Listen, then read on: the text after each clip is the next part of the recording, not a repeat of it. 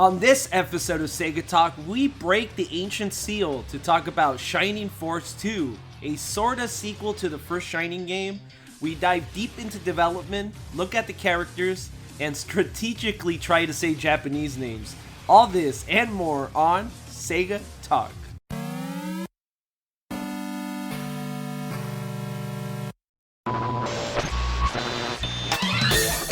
SegaBits presents Sega Talk, a podcast talking all things Sega! With your hosts, George and Barry. Look, it's a giant talking egg. I'm not talking to you. I'm talking to the master here. So what?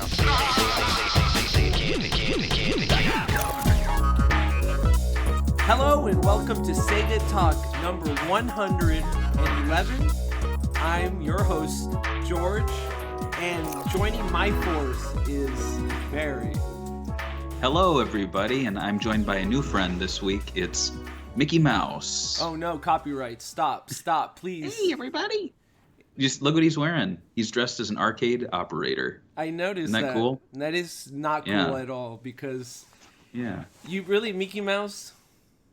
Copyright? Is he still under copyright, and how does that work? I heard that it was just like old designs, right? Like you can't use Mickey in the next Sega game, right? No, you can't. It would be the original, I think, short, but it hasn't happened yet. It's going to happen eventually. Isn't like next year or something like that? A couple of years. I don't know. So we could like totally just like show Mickey and monetize the hell out of it. That'd be great. I would love Can't to wait. see. I would love to see like Cuphead make a whole old Mickey stage because they can. Why not? And see if what. Yeah. Anyway, this is not what we're talking about today. We're talking about Shining Force 2 on the Sega Genesis, also known in Japan as Shining Force 2: The Ancient Seal, which is a 1993 SRPG, and it was made by Sonic!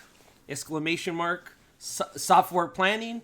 And it was a follow-up, sort of, in the name, sort of, for the first Shining Force game that came out a year prior. And this is not something we picked, right? This is a Patreon pick. Oh, boy. That's right. You're putting me on the spot. I don't know who picked it. Okay. So, yeah, our Patreon at www.patreon.com/SegaBits lets you support this show. And it's the new year, and we love all our supporters. And you guys all picked great games, sometimes not so great, and sometimes people don't like that we don't like a game sometimes. But actually, Shining Force 2 is one of the games that I do like, and I think it's an actual really good... I want to say underrated, but I don't think Shining Force, the original games, were that underrated, at least not in SRPG standards, because I think it's one of the few games that actually made it to America. And I think that's why I have a big fond memories of this game. But do you have the Patreon pick? I sure do. In fact, the picker for this one is Michael S. And here's his memories of Shining Force 2. He says, I never owned a Genesis, but I played this on the Sega Smash Pack on Dreamcast and really liked it. The strategy part was a lot of fun. I hope they make another modern strategy-focused Shining game. But I'm not really sure they still make Shining games at all anymore. Really fun game. So that's his pick.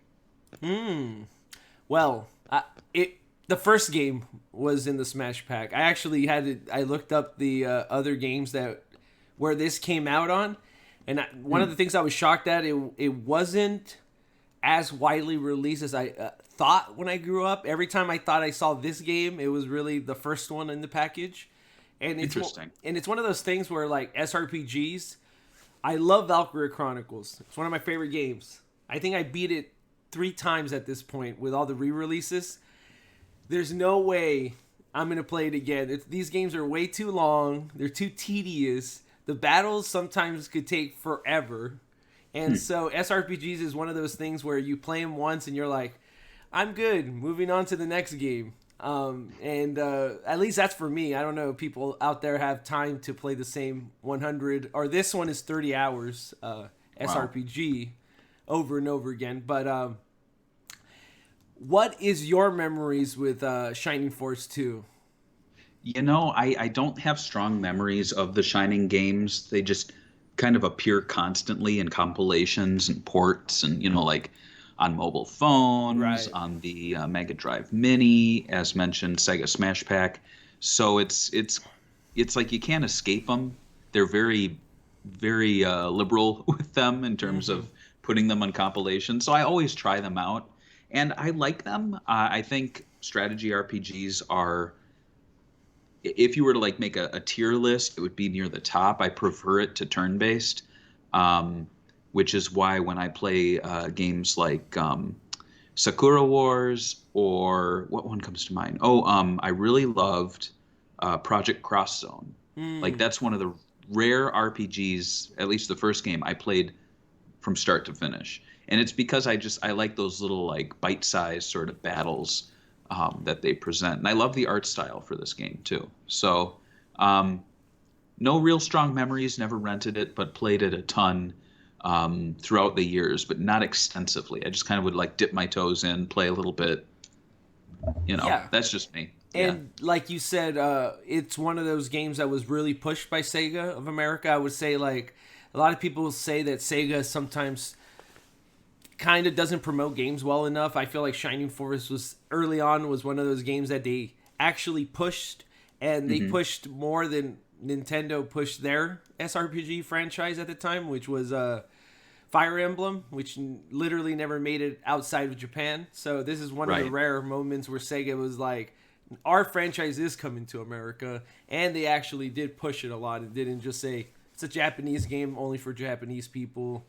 Like, this game got pushed more than Gunstar Heroes, for example. So yeah, definitely. I have memories of playing these games later on. Now, when I was a kid, I didn't want to read. I didn't want to think. I liked arcade style games that were fast to come in and get out. But playing this really made me appreciate SRPGs. It was during the time when I was trying a lot of them, like Final Fantasy Tactics. I think there's Landgrasser or something like that. There was another one that was Oh coming yeah. out, and so definitely appreciated this game, especially 3. 3 is always impressive how they actually made a full 3D SRPG game on the Saturn. It has this really nice art style. I don't know if it's fake 3D. I don't know what's going on there, but it has a very unique art style. But yeah, really fond of the Shining Force original SRPG games. Absolutely. So let's talk a little bit about development. Here we have our 3 main developers. I mean, they were in a interview. There's a couple of interviews on Shoot'em-ups, Lations, or Shoot'em-lations. Shmupulations. There you go. Where they do old Japanese-only interviews and finally release them in English. They did a couple with about Shining Force 2 back in '93. One of the best ones was where these 3 developers, Masayuki Hashimoto, Hiroyuki Takahashi, and Shogu Takahashi. So Masayuki is the map designer. He's on the far left here in this picture if you're looking at it in the video. Hiroyuki is the guy in the middle. He was the producer and writer. He's smoking a fat cigarette here in this picture. And Shugo... They always are. And Shugo is the director on the right. Are these 2 people, Shugo and Hiroyuki, related because they have the same last name? No, I don't think they are.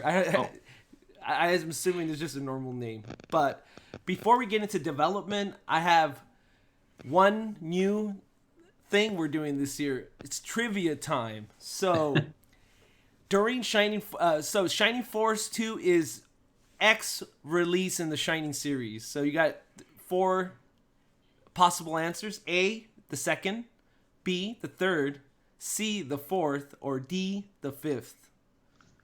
I'm going to guess B. Wrong. Final answer. Wrong. No. It's actually the 5th entry. So we had Shining in the Darkness in 1991, Shining Force in 1991, Shining Force Gaiden in 1992, then Gaiden 2 in 93, then finally Shining Force 2. So it's technically, it says, Shining Force 2. And we all think, Shining Force 1, but we forget the Game Gear games that they made themselves, which makes Right. this the 5th, which is kind of crazy because it's like 3 years or even at 2 years, and they had 5 Right. games already. And we should note too that this is our first Shining Force game on Sega Talk. So if you're like listening through these chronologically, which is a YouTube playlist we have, you might think, "Oh, I missed Shining Force 1," but no, that's not there yet. So we Right. actually, I guess, have 4 games we need to cover chronologically. Right, But which- we skipped far ahead. Right. Wow. So, according to the team, the general planning for Shining Force 2 began the following months after the release of the first game. The first game came out on March 20th, 1992, and April, the team was already planning the sequel. The team would have easy development time until June, when the team had to make the Gadian 1 game for the Game Gear. So during this planning stages, it was mostly meetings and the basic programming, one programmer on the project. As we know before, Shining Force 2 came out. We got 2 Game Gear titles. From reading the history of the game, it was mostly developed on the side. So they were doing the Game Gear titles, and they were making Shining Force 2 on the side while they took breaks from the Game Gear games. And this seemed to help them. According to the Shining Force director, he said, "There were so many times we'd be developing the Gadian titles and have a neat idea, but it wasn't possible to add to the Gadian title, so we shifted over to Shining Force 2. And then Hiroyuki said, "Yes, it was while we worked on Gadian 2 that our vision for Shining Force 2 really came into focus. In fact, had we not made Gadian games, I doubt we would have developed Shining Force 2 as quickly as we did." Are you surprised that the internal big team would focus so much effort on Game Gear titles over a console sequel, especially considering back then handheld titles were considered lesser? Like, you never saw Sonic Team making a Game Gear title over a console title. Right. I think back then there was probably an internal push from Sega to have their developers, their console developers, make Game Gear titles because they wanted to present a more home console experience on the go with the Game Gear, as opposed to how I think Nintendo approached the Game Boy, which were more travel, bite-sized games. Remind me, are there Zelda, like, original black and white Game Boy games, or no? I think there's Color, which is the same technology, but I don't know if there was one on the actual black and white only release. So Right. I'm not So sure. I have to imagine that was kind of a push from Sega. I also imagine too that they wanted to bring console players over to the Game Gear, so they would be like, "Oh, if you want more story, you just played the first Shining game, come on over to Game Gear. We got a little bit more." And I think they did that with some other titles. There was a Golden Axe game, like a spin-off. I can't recall if there was a Phantasy Star There was game for in Japan. there was. So yeah. yeah. So, there you go. But I will say it's kind of unique that the main studio would develop the actual That handheld is. games. Yeah. And can you think of any other Sega console developer that actually developed their own handheld games? No, not off the top of my head. The only thing I can really think of are Master System games that were like ported over. Right. But oftentimes, as we discussed on past shows, that was like a different internal team doing Master System and Game Gear stuff. So yeah. Wow, that's pretty cool. So, according to development interviews, the game was just shy of 80 megabytes or bits, which equals to 10 MB of space on a modern computer language, which is too big, so they had to compress it to 16 M bytes. Cart, aka 2 megabytes. This whole byte in system thing gets me so confused when we talk about it, because like you have like some Sega Genesis games that like say they have a gajillion megabytes or whatever, and you're like, what does that even mean? But anyway, Right. according to the team, they filled up 99.74% of the available memory on the cart, only having 2 kilobytes left. I always feel like this is how big this game talk is, like kind of worthless, but it seems to be a big deal in interviews. Did you ever care about it in the past or today, like when they bragged about how, oh, this Street Fighter cartridge is 5 megabytes instead of 4. Did it matter? Back in the day, it didn't really impress me when they would like, for example, Virtua Racing. I never really understood that. I was like, it's on a bigger cartridge. Why? Why is this different from everything else? I guess the only thing that really kind of impressed me was Sonic and Knuckles, but that was less. I wasn't really thinking that it was like powered like a double cartridge. I just was kind of thinking how cool it was that you could connect the games. So yeah, it didn't really speak to me then. I think I more think of like space in terms of like time. So like DVDs, like when a DVD comes out and it has like a 20-minute episode on one disc, and I'm like, you could have put a couple more episodes on there. Right. You know, in that case, yeah. But like, you know, I look at a game like Sonic 1 and I look at a game like Shining Force 2, and I don't really think which one's taking up more of the cart. Right. And I'm but I pretty guess sure that's kind of a thing.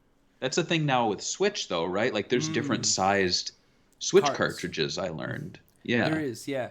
And I looked up the history of some of the cart stuff on here, and some interesting stuff. Like the biggest game officially released on the Sega Mega Drive is Street Fighter 2, which had a brand new 5 megabyte cart. Oh wow. And Yeah. and then after that, it was Pier Solar that had a 6.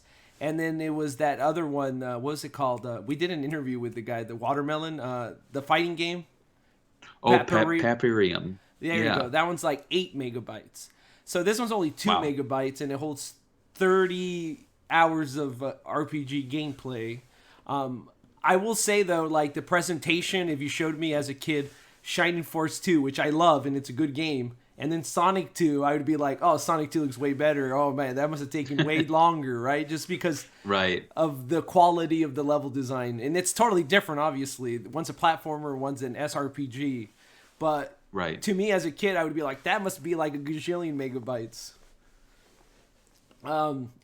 The game's most difficult aspects when it was being developed was scheduling, especially the crunch time in the last week prior to release. At least for programmers, Shizumitsu, the map designer, he said it was actually quite easy. He didn't really have that much to do because his map design was already done, so he wasn't doing crunch time. Other issues, play testing the game. According to the team, they'd have to play the game from start to finish. And if something was broken, they would need to fix it, then start the game all over again. Nikura from the team said he played the game 3 to 4 times completely through before it was approved. Like I said, it takes 30 hours to complete the game. While 30 hours is about right for a title released today, it was rather long for a Sega Genesis game. Can you think of any other games that took longer than 30 minutes on the Sega Genesis to complete? Oh, in 30 hours? 30 hours, no. yeah. 30 minutes, sorry. I can't think of anything. I remember as soon as we got into the Saturn and Dreamcast era, it would be like, oh, discs. And I always thought discs meant a game was longer. And then I learned, not too long ago that Panzer Dragoon Saga is a really short game, but it's on like 3 or 4 discs. Yeah, and it's yeah. because of the video files. So, or Shenmue. Shenmue's not that long of a game, and it's 3 discs. So, Right. yeah. I can't think of long Genesis games though. That's actually too that's one of the things. I was gonna say maybe Phantasy Star 4, but I think it's not even that long itself either. Oh well. He's checking. Computer. Oh yeah, I am gonna check this one, but besides, see, it only takes like it says right. 20 hours. I would say that's like not even close, right? So. Right. I would say this is probably one. If you're looking for the longest game on the Genesis, you got it right here. Wow. I want to have you're a designer. You do this for a living. Let's talk about the covers for these games, because this game has 2 covers, and I actually was super confused. So I put the Sega Genesis one here. I know that the European one is the same exact cover. They just flipped it over. I don't know which one is the actual true cover. Like, what angle are we seeing the flipped one, or is the European one seeing the flipped one? Good point. Who do you think is seeing the flipped one? Because I think Americans have the right one. If we can find like the artist's signature, maybe. But I think America's probably the right one, just in terms of I don't know, the layout, it Looks it better. works a little better. It seems a little. You know what? The American one has to be correct because when I look at the British one or the European one, the eyes in the background just don't work going the other way. It just looks weird. There's something off about it. So we got You know? So we got the American one, which is like really high Yeah. fantasy art. It gives it that epic feel. And then we have the Yeah. Japanese one, which has more of an anime feel. I know they're both trying to convey the same thing, the lead character screaming, but the anime one Right. has more of a lighthearted look. You wouldn't be thinking high fantasy, more anime cartoon.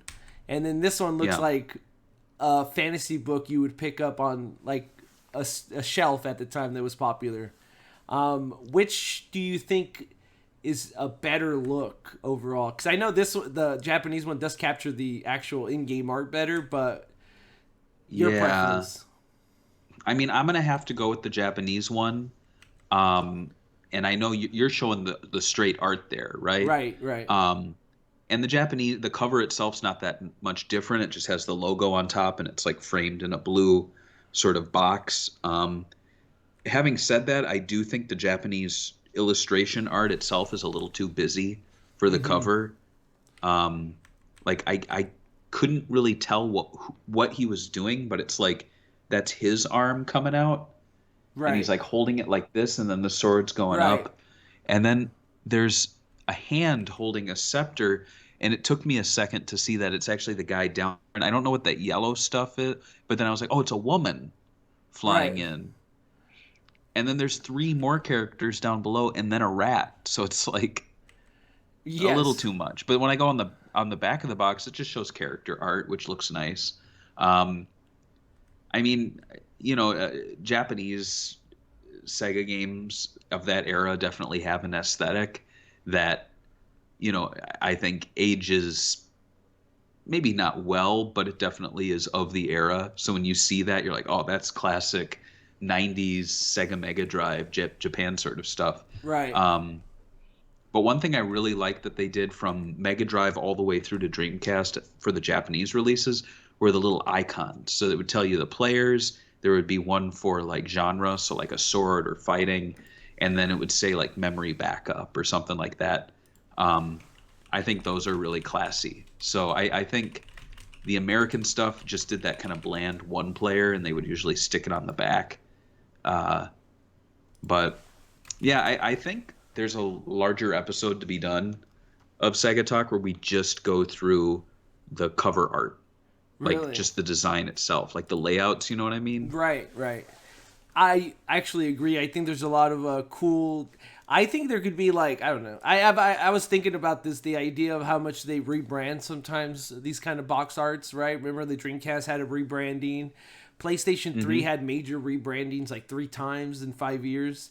I think it's interesting. I wonder why we haven't had more information on the artist that originally rebranded it, and like what do they feel like when the company's like, we're rebranding all our games.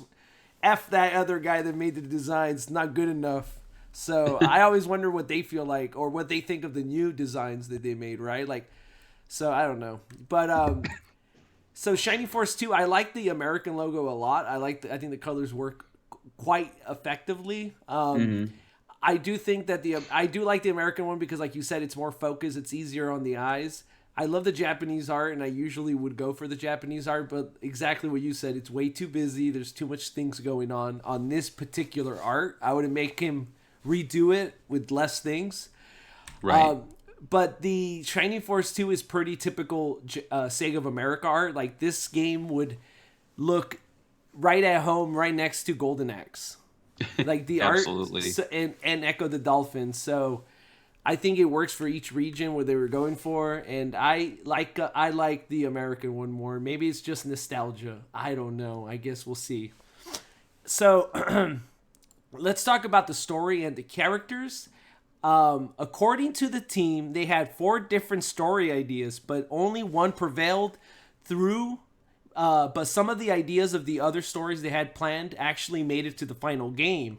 While Shining Force 2 in name is a sequel to Shining Force, story-wise it doesn't really have anything to do with the first game, but one of the stories pitched would have tied Shining in the Darkness and Shining Force 1 to Shining Force 2. I know that a lot of JRPGs have nothing to do with their sequels. For example, Final Fantasies don't really have anything to do with each other. You don't have to play a prior game to understand the next one. Do you think tying these kind of games together is a necessary thing, or you think it doesn't really matter? I mean, if you have a strong main character, then yes, absolutely. But I'm trying to think, like, I think the really strong main characters in Sega RPGs haven't really had even a sequel. Like Skies of I'd say Vice of Skies of Arcadia is probably one of the strongest, like, personality, design, like, I just all around really great looking character, and he only ever got one game.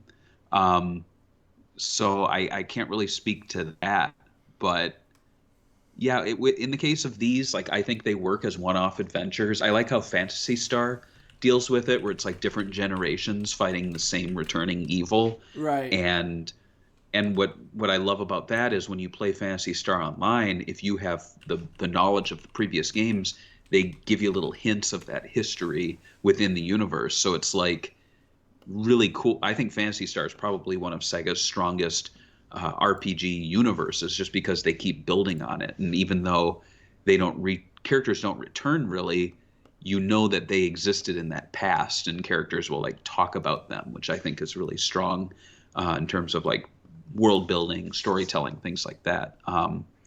But it is a shame that Shining Force has never really had a solid like main character that people talk about. You know, it's more an aesthetic that we see. So, yeah. Well, up to a point. Yeah. Right. And I think, I don't know, I'm in the weird situation because like there is some similarities in the story. Like they have these like characters or bosses, like you said, only they change them up every game, and if you play the other one, it gives you a little more lore of the bad guys, I guess. I do like that aspect of it, but like I agree, I think the cast should be totally different, outside of maybe like one or two grandkids, or like this person was related to this person. Outside of that, I don't think you should like bog the sequel down with a bunch of plot points that happened a game ago, right? So right. I it depends on how you do it. It has to be tasteful. That's all. It has to be okay for new people to, join in. Because, like, no one would have bought Final Fantasy VII if you had to play 6 other games before it. Right. So, I was going to read the plot with all the names and stuff, but I think it's just going to confuse people. So, I went to Moby Games, and I'm going to read their description for the game. The plot consists of such quests as saving the princess from the clutches of demons, rebuilding the hero's hometown, and uniting various forces of good together against the hero's nemesis. Along the way, the hero will be joined by many characters who will seek aid to aid him in his journey. Several of these characters can only be obtained by completing side quests, in addition to random battles that can occur between program scenarios, giving the hero's party a chance to obtain experience and gain levels outside of set scenarios. So in the game, it starts off with a thief called Slade stealing 2 jewels from an ancient shrine, and setting these strange events with the resurrection of Xeon.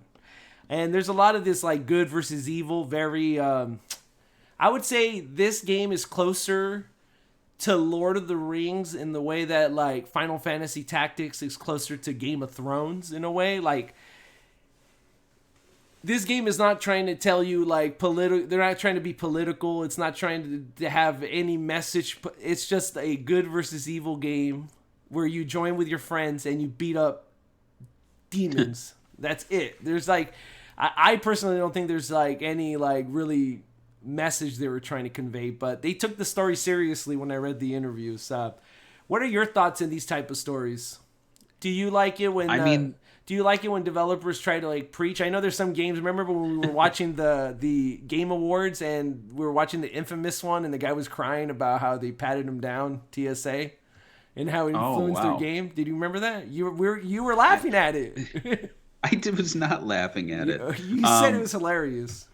I didn't. I never did that. Okay, I know you didn't. I don't have a problem with that. I think if a game, has a message to convey and they convey it well and it touches people or makes them think, I don't think there's any problem with that.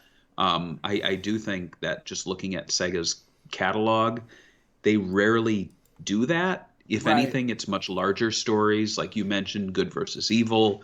In the case of Sonic, it was like very light environmental messages, but never in your face, hitting you on the head. Like it's not like Sonic was collecting recycling symbols, or like throwing stuff in the trash can. But I think when you tell these like more epic, timeless tales, people will see current history being told in them because history repeats itself. So I personally, I think it's stronger to tell a story like that than to make something that's super specific to a small group of people, especially something on this scale. Like I can't imagine them doing like Shining Force 2 and like telling an allegory for like the Vietnam War or something. Right. Not that there's anything wrong with that, but I don't think that's what people are looking for. And I agree. I think there has to be some more lighthearted games. I actually do like what Final Fantasy Tactics is doing. I just don't think that's what I expect from Shining Force.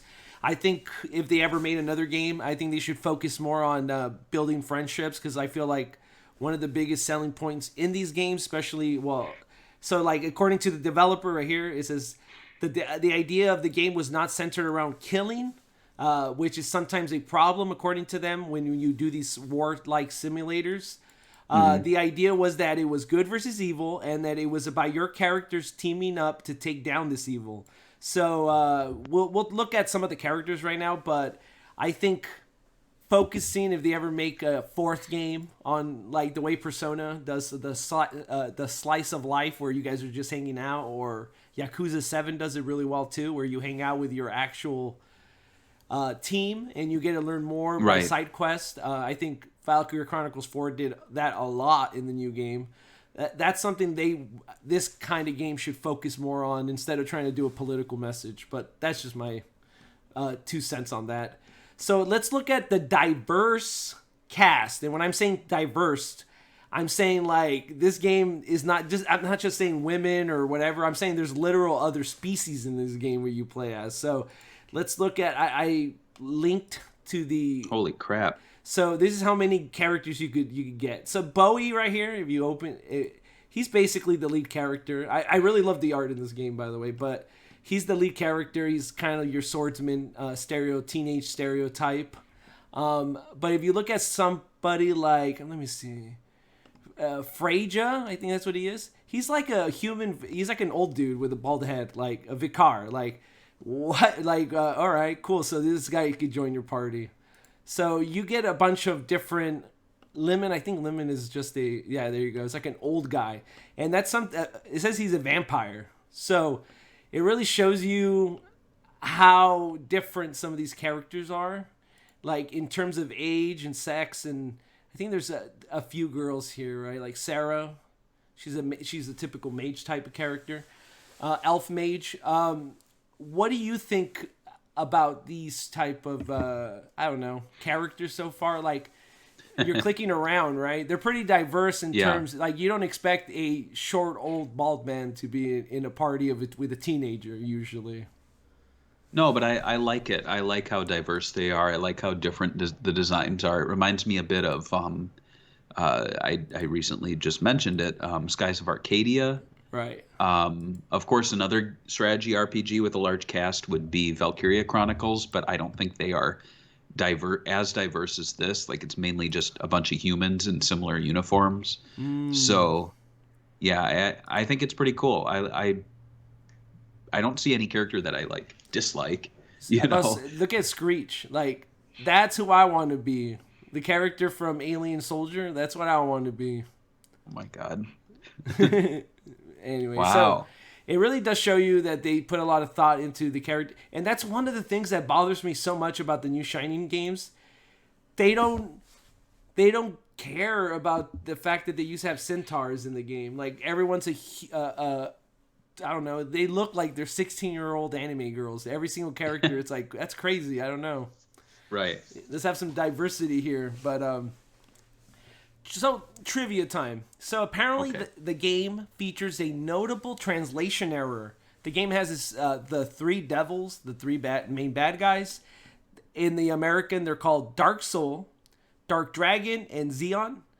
Fans figured out, and Taguchi, the co-director and programmer, confirmed it, that the Devil Kings are actually supposed to be Dark Soul, Lucifer, and Xeon. This mistake would screw up the history of the Devil Kings, which was introduced in past console titles, as the Dark Dragon is actually not a part of the Devil Kings, but an arch rival. I didn't know that. So,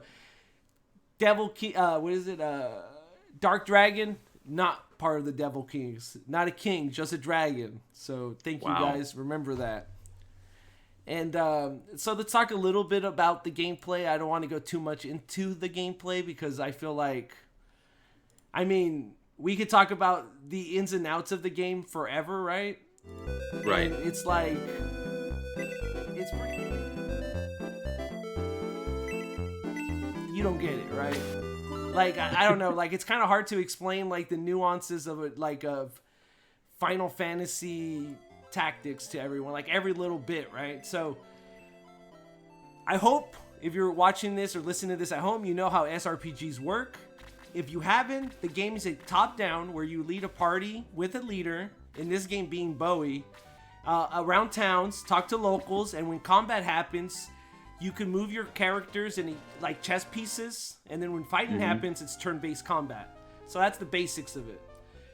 But I would say Shining Force 2 is quite like Sonic 2 and Sonic 2 and Streets of Rage 2, in where the sequel does everything the first game did, but bigger and better. And it kind of makes you question sometimes the first game, right? When you have these type of games where you're like, wow, should I even play the first game? Should I even recommend Sonic 1 or Streets of Rage 1 with how good the sequels are? For example, Shining Force 2 features more open-ended and free roaming. So it doesn't have a chapter system like the first game, which allows you to go back at any time to visit past areas. The Wikipedia entry actually said it had more characters, but I actually looked them both up, and they both have 30 characters. But I would say that they're more distinct feeling and have more strategy in Shining Force 2 than they did in the first one, which felt more repetitive. Yeah. So, what is your what is your opinion on the sequels? Like, was Sega Genesis the like king of sequels? Like, I can't think of one sequel where I was like, oh man, I'm not playing this game. Like, almost every sequel had some selling feature where I'm like, wow, can't believe they did it again, but better. Right. Yeah. I mean, we've said on a previous show that Sega just, and I think video games in general, sequels are almost always better. It's not like movies because, they have a gameplay formula down, and then when the sequel comes, they improve on just about everything that didn't work the last time. I think maybe the only time maybe they kind of suffer is when they try to do something completely different. Like, I know there are people that don't like Jet Set Radio Future, like, at all, but they loved the first game. On the Genesis, I'd have to say probably the one sequel that does not surpass the original is Space Harrier 2. However, with the Mega Drive Mini 2, remaking that and making it run like the original, it still doesn't outdo it, but it definitely is like more Space Harrier this time. It's not like you really feel the Genesis like chugging along like it did with the original. But yeah, it's interesting. It is unique. I was going to ask with Shining Force 2. So I have not played it in a bit, but from what I remember, the strategy battles, they're not randomized, right? I don't think they are. I could be wrong about that. I never really looked that up, but I do know that, like, I had to literally, to beat this game, I had to look up strategies, like, use these 3 characters to become OP. Right. Yeah, that's what I did. I don't know if other people do that, but I thought the game was hard, but maybe it isn't that hard. Maybe I should, I wanted to try it again on the meanie too, but I just haven't gotten around to it. And then when enemies appear, it's not like random appearances where you're like walking and all of a sudden it's like battle time. No, I'm pretty sure it's No. not. I'm pretty sure it's scripted, but I'm not 100% sure on that Right. one. I haven't played it in And a then- long time. And then the other question I had was when characters die, I know some return, but aren't there some that die and they never return? That's another good question. Because I was looking at like certain characters and they have the ability to revive themselves. But I'm not sure. No, apparently everyone no. can. You just lose half your gold. Okay. So it's All pretty right. forgiving game, considering. Yeah, because so there's it some is, but- games. Yeah, I would say for people that have not played strategy RPGs, think of it as basically like a board game, or I Right, guess Dungeons right. and Dragons, where everything is already kind of scripted. It makes perfect sense, I guess, for a person who doesn't know or get RPGs. I think, to be quite honest, the fact that like turn-based randomized encounters is actually really weird to people who are not like steeped in RPGs. Like if you took like a mom and plopped her down and she was playing it, she'd be like, what just happened? Who's fighting me? I didn't see anyone in front of me. I was just running through a cave and all of a sudden like there's 10 bats, you know? Right. And I honestly, I'm not a big fan of turn-based role-playing games, but I love strategy RPGs. I think just because it just makes sense to me. To see the world, like the map overhead, to know this character's there, to be able to run around and really feel like you're progressing through the game as you're fighting, I think is really cool. I don't like stopping and being like for example, you're in a cave running through and it's uniquely designed, but then when the randomized battle happens in a game like Skies of Arcadia or something, you're suddenly in like a new cave area that's the same every time. You know what I mean? I know what you're talking about. And So- I was talking to my brother about this because there was a game Yeah. that literally one of their selling points on the Steam page was like where you're battling is the actual battle. Like it's not a pre-made, like you're saying. And I'm like, I never even thought about that when like I played JRPGs. It's so like typical to have that. Yeah. That I never thought about it before. That it was pre-made. I don't know. I just never really looked at the background. But yeah, you're right. Yeah. Yeah. So I guess what a really strong selling point for SRPGs is that it uses the environments as a battle setting. Mm-hmm. And so I guess it's just a much more creative way to use the overworld map, because the overworld map is also a way to battle your way through, which I think is really cool. So yeah, that's me trying to sell people who aren't into RPGs on strategy RPGs. And to be quite honest, I think if you're like kind of a virgin to these, I don't think Shining Force 2 is the best first game to play, but I would recommend Project Cross Zone 1 and 2, which I think are still on the eShop. They might be pulled already because of rights issues. I'd also recommend Gain Ground, which is like an arcadey kind of SRPG, I guess you could say. And oddly enough, a couple of years ago, I actually saw a guy, I think I told you this, he was just like playing Gain Ground at Galloping Ghost Arcade. Oh, yes. And he was like, and someone nudged me and they're like, that guy just broke a world record. And I'm like, oh, cool. And there's like no fanfare. You know, it's kind of like Beethoven, you know, composing at his piano and no one's there to hear it. It was just kind of sad. You think that happened to Beethoven back then? Or you think he had like, because like you gotta imagine back in the olden days, probably like a few thousand people really saw Beethoven live, right? Like how many people could see him live? Do you think he did world tours? That's a good point. I think we'll save that for Beethoven talk. Oh yeah, Beethoven talk. With the game, the Beethoven game that's based on the movie with the big dog. Are you trying to do a segue into the music section? Let's talk about the music. So Okay. in the music, I would say the music for this game is iconic. I don't think it's as, I don't know, I don't think the Shining Force soundtracks get the credit that other soundtracks get. Like, definitely not up there with Streets of Rage 2. Definitely not up there with Sonic 2. Definitely not up there with even the Shinobi soundtracks. But it's still a great soundtrack, and I think you would be hard pressed to find a game from Sega during this time period that did not have a great soundtrack. Actually, Barry, can you name a really bad in-house Sega Genesis soundtrack? No, I can't because Sorry, it's impossible. no, because Sega's sound team at the time, they were masters of it. I think some of them helped develop the actual sound chips, so they knew what they were doing. I mean, there's a reason why Sega has their own recording studios. I don't know if you saw the pictures. I think there were videos recently in the new offices. They would do performances. Remember the Sonic Colors Ultimate? Right. I'm jealous. They of did that. music videos from within the Sega sound offices. So, yeah, amazing stuff. I mean, what other video game company has like people like Jun Suno and Otani and Mitsuyoshi like on staff for like 30 plus years? It's Right. insane. Doing nothing, just chilling.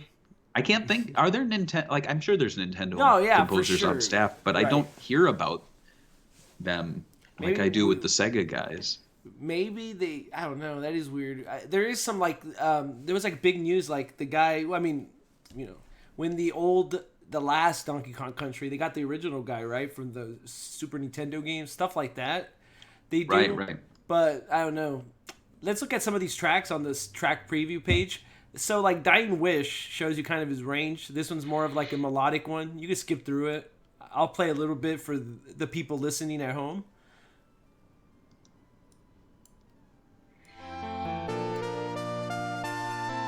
Right. Very cool piano sound. There's stuff like the final battle, which is more rock and more heavy to energize the audience in the battles.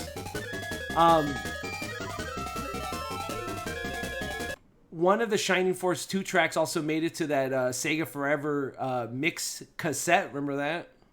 I It was have that. Yeah. Lively Village, I think, was the one that made it. It's not on the preview page. But, so, Shining Force 2 soundtrack is composed by Motoyaki Takeuchi, who is known for encompassing progressive rock, jazz fusion, and symphonic sounds into his music. His influences include King Crimson, Yes, Frank Zappa, and Emerson, Lake, and Palmer. Have you heard of any of these artists?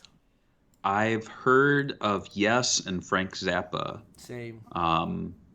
but is Emerson, Lake, and Palmer like one I'm- group? Right. I think it is one group because that's how it was posted in the thing. And I never heard of them, so I didn't even Google them. So that's how much cool. They do. Maybe they're like a. Let me see. Oh my God. I'm looking at their pictures and they're like basically a hippie band, right? Right. From the 70s, I would assume. Yeah, 78. They're a progressive rock supergroup formed in London in 1970. I don't know what other bands they were from, but that's cool. I've actually never heard them. I will say Frank Zappa is probably the most popular person that I heard on this whole thing. I've actually heard maybe like 3 or 4 of his albums, or maybe 2 of his albums. Yeah. And I think I saw his unmarked grave. Oh, really? I found it. Yeah, he was buried at this little cemetery in L.A., which actually a lot of really big name celebrities are there, like Marilyn Monroe and Hugh Hefner and Sam Simon from The Simpsons. But he is an unmarked grave, and so people will take the little Z that they put on like sandwich signs, at like sandwich shops, and they'll just lay it in the grass where he is. So that was kind of cool. He was a very strange guy. Like when I was hearing his albums, I was like, "Wait, what is this song about?" And I had to look at the lyrics. I'm like, "Oh, it's about banging a chick with another guy." All right, I didn't know you were gonna make a whole other song about that. That's a cool concept. Hey, whatever sells. Hey, it's the 70s. Takeuchi actually started his career at Sega with Jewel Master and would move on to compose Landstalker with Climax. He would then leave Climax and start working on the Game Gear Shining Force games, and he composed Shining titles for Sega all the way till Shining Wisdom on Sega Saturn. Video game work pretty much stopped during the mid-90s. You can still see Takanuchi on Twitter, where he shares some of the fan covers of his music, but he doesn't really post that much, to be honest. And I did bring up the page. I'm showing it right now if anybody wants to follow him. He doesn't really tweet. I've noticed this with a lot of like Japanese music composers. They're not all Hideki. They're not all posting all the time and memeing all the time. Some of them seem to have an actual thing. And you know what? It's kind of weird. I'm surprised more Sega composers didn't take after Hideki and go, you know what? I'm just going to start posting fanboy, whatever trash, whatever gets me, the views, right? You think that Hideki gets jobs because of how memeable he is now? I think I've talked about that in the past where I was like, I don't know how he makes a living. I don't know. I do wonder. I mean, he doesn't want to do an interview with us, but if he did, that'd be the first question. I'd be like, how the hell do you pay your bills when inflation is going up? I'd like to know, Hideki. So, is he insider training? I don't know. Training or trading? Trading. Trading. Okay, good. Trading. He's training people to do insider trading. His first guy was Naka, and look what happened. Anyway, his best student. Shining Force 2 OST only got an official release in Japan in October of 1993 on CD, released as the Symphonic Suite. Shining Force 2, which includes 12 tracks from the game, released by Pioneer LDC. Here's a picture of it. It looks like literally a cave. This is literally one of the worst album covers I've ever seen. It's just like a picture of a cave. It literally tells you nothing about the game, and it's a Japan exclusive, and uses the American logo. Weird, right? I do think the OSTs for all these games, like the Game Gear, the Game Gear, the second one, the first one, Shining in the Darkness, I think they need a vinyl release, like a box set with just the original 16-bit titles or the 2D titles. And because like they haven't really got massive release. Like we've literally are going to get Shining Force 1 through 4 released on vinyl. But we're not going to get any of the Shining Force old games. It's a little weird to me. Especially since they haven't had that many releases. It'd be nice to see. But yeah, if you want to collect this, I don't know if it's rare. I actually didn't look up Discog for this one. But do you think it's rare? Yes. I will venture it is rare. The problem is I was going to look it up, but there's a literal metal band called Shining Force. Like, I'm not even lying. Like, you should check these guys out. Oh man, I got to put it on the screen. I forgot to show you this before we did the podcast. But check these guys out. Are you afraid? They're basically they started in 1995. Probably played the games. They were like, these things are jamming, right? And I don't know what kind of music they make. I can't see. They don't have a thing. They only have 2 albums though. So maybe collecting these albums are more, important. Cheaper. I do like the look of the band. One looks like the guy from Trailer Park Boys, the guy that always has the drink. Right? Yeah. So, yeah, I don't know how much because they're blocking all the search results with their popular bands. Sorry, guys. But let's look at some of the promotions for this game. This game actually had quite a bit of promotion. So the first image here is showing this is in October 1st through the 3rd in 1993. Sonic Corp, I don't even know who Sonic Corp is, like what, held a promotional release event for Shining Force 2 in LAX in Akihabara, I can't even say Akahaba.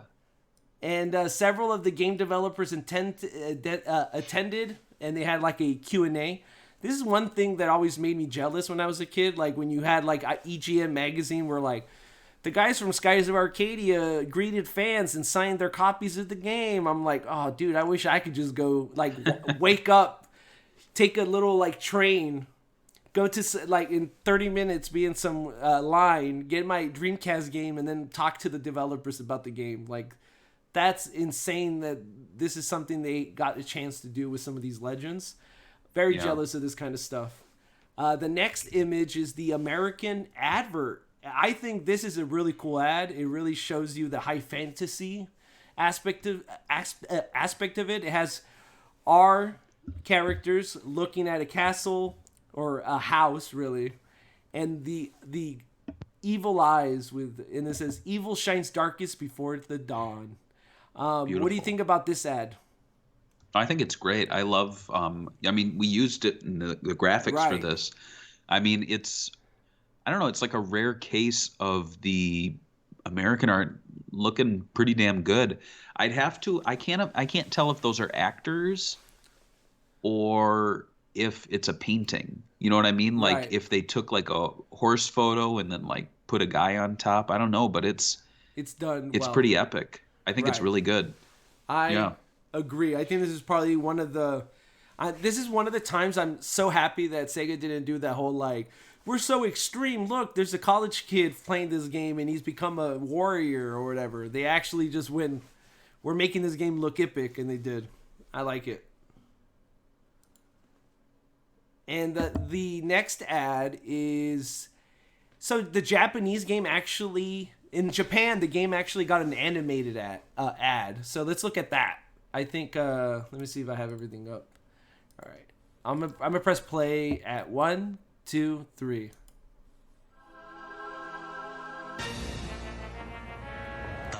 And the rat is the main character.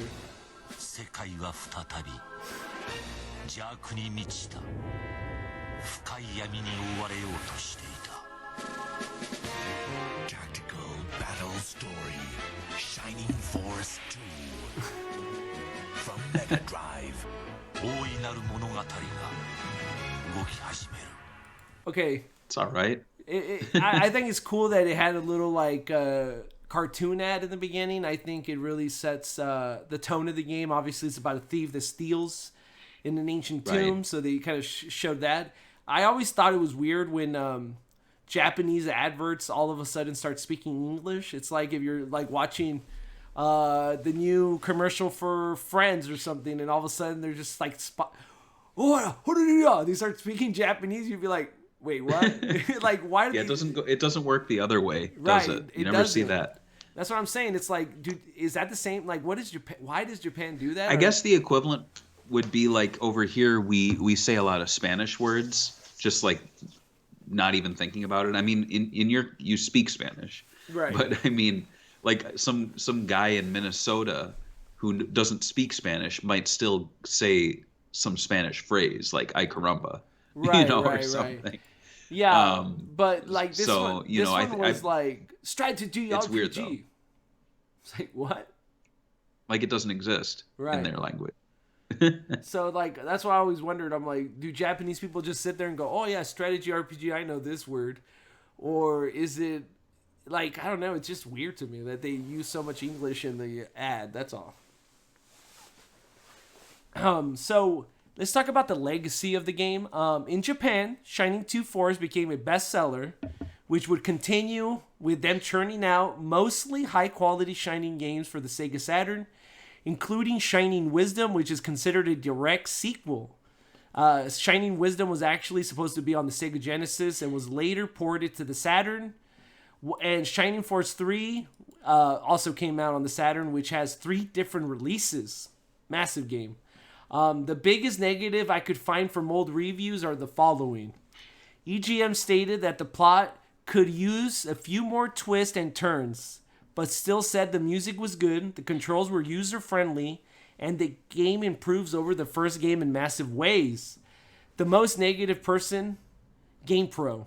They said it was average, saying the soundtrack was too upbeat and out of place, the menu system was confusing, and that the use of turn-based, that they didn't like the use of turn-based and said that they should have used real-time combat. It said that it made the game slow and clubbersome. What do you think about that? Like I think that GamePro has obviously been proven wrong over time. Like, I don't know, like, I don't think people were like hoping that this game had real time. Like, I think we went the other way. Like, the game actually now has real time combat, and people were upset about it, and they wanted it to be SRPG again.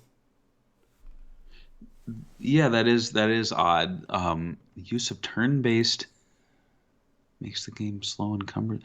Wait, so they wanted it to be turn-based? No, they wanted it to be real time combat, and saying that Like an action game. they wanted it to be more like Shining. What's that one for the Game Boy Advance? The Shining Wisdom, I think. No, not Shining Wisdom. It's like Shining something on the Game Boy. Yeah, Advance. The ones by Atlas. right. Huh. Shining Soul. That's kind of like with what was it? Oh man, Sakura Wars. The new one is not action. turn-based. Right. It's action. Yeah.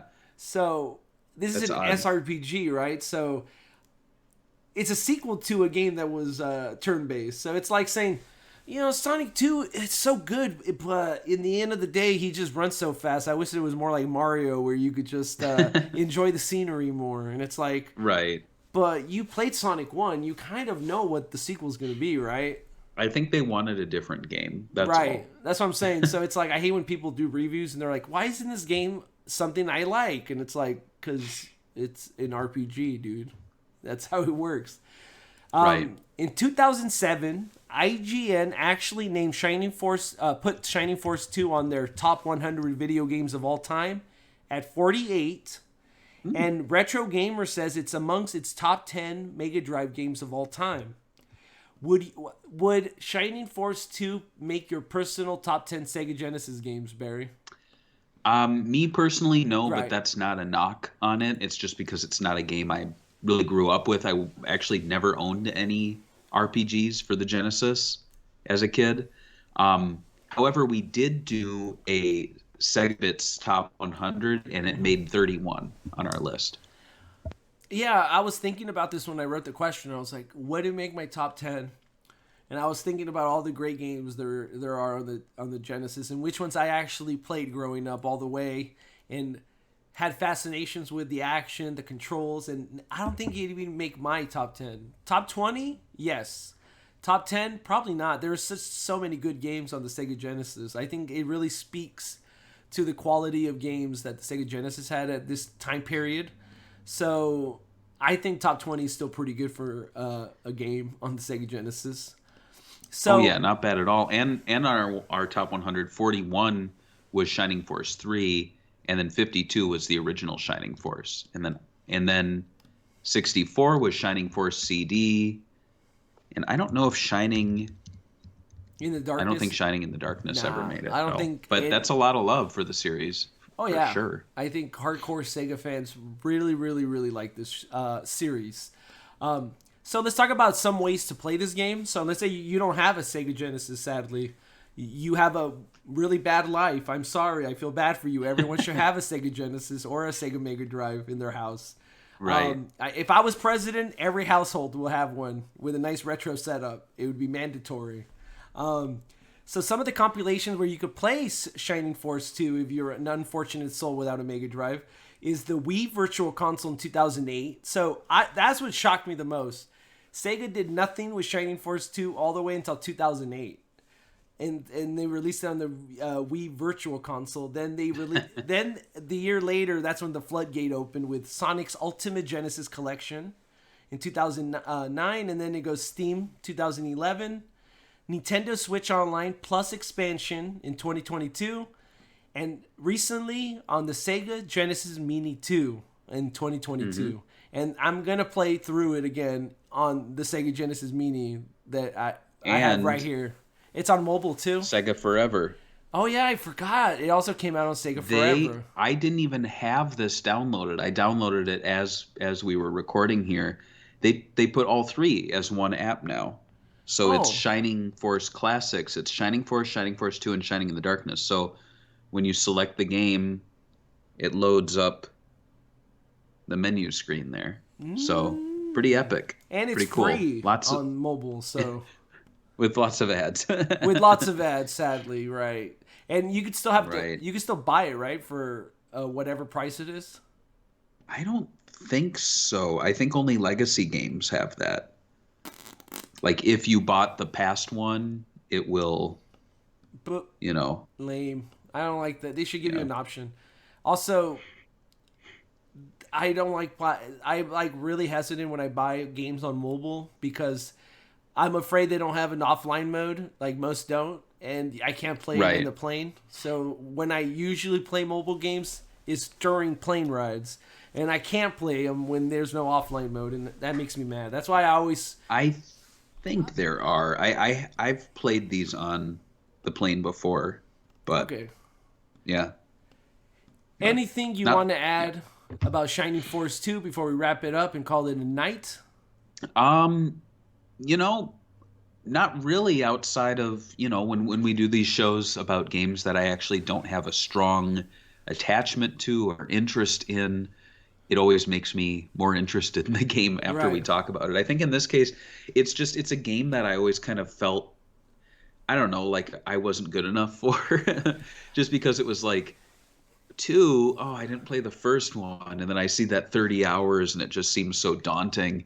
Um, it's like I'm not good enough for it. But to be honest, like with games like this, like you really should just try them out, even if you're not going to invest in them. At least you've played it, you've given it a chance. So I'm looking forward to booting up the Mega Drive Mini 2 maybe tomorrow and playing a little bit of it. I don't think I'm going to play through it, but yeah. I would not be. If you get further into the game and you actually enjoy it, doing pieces by the time, don't be afraid to look up online strategies on some OP moves with your characters. I think it's there's some moves that are just ridiculous. I think there was when I was reading the Shoot 'em Up Lations interview with the 3 developers. One of them talked about how he beat the last guy in one shot, and they talked about how Wow. he did it. So there's little ways to get through some of the stuff with critical hits, and so yeah. Any Patreon memories for Shining Force 2? There is. So, in addition to Michael S., that we read at the top of the show, we have Daniel Andres, who says, "Oh man, I still need to pick up these games. I'm going to grab Shining in the Darkness soon. The only one I sort of own is a burned disc of the Sega CD game, which I think is an enhanced port of the Game Gear ones. I'm not sure on that." Yeah. So that's what he has to say. So, yeah, and again, if you support us at any level, you can leave your memories at the end of the show, or if you're a picker, we read it at the top. George, do you want to know what we're talking about next time? I actually do want to know because it's not on your list, so I don't know. So, we are returning to the 1980s. In fact, it's our first 1980s show since November 2021. It's been insanely long that Wow. we've actually done a 1980s show. And it's going to be a game that I think is long overdue to be talked about, Thunderblade.